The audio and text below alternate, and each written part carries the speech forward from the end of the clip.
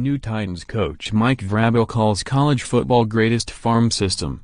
Mike Vrabel is only a few days into his tenure as the head coach of the Tennessee Titans, but already he is among the NFL's best at one thing: being honest about the system that feeds the league its talent.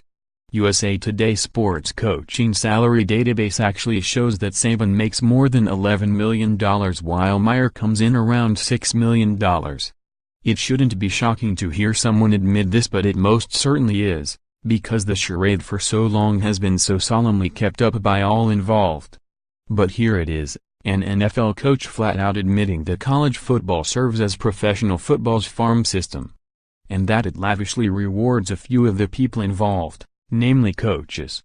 This feels like a major step forward for those of us who have advocated for college football, and men's basketball, players to get a larger slice of the significant revenue they generate for schools, conferences and the NCAA.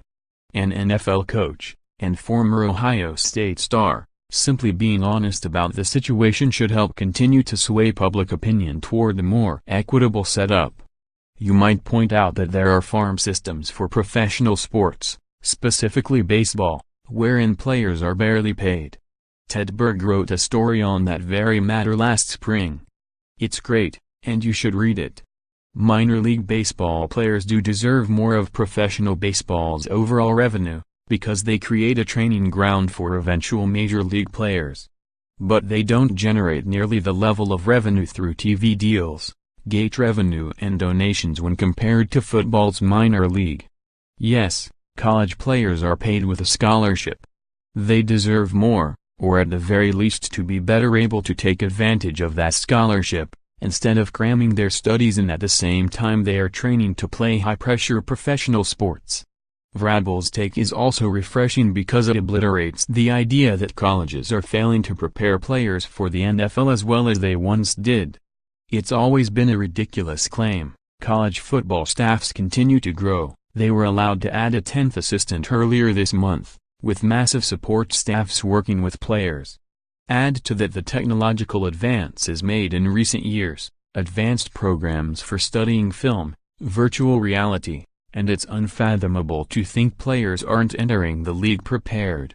You could argue that practice limitations, like no more two-a-days, have left players physically unprepared, but that's simply the price to be paid for better protecting players. A recent Boston University study again showed that limiting blows to the head appears to be the best way to protect the brain from long-term damage. You could also argue that the NFL's is infinitely more sophisticated than it once was.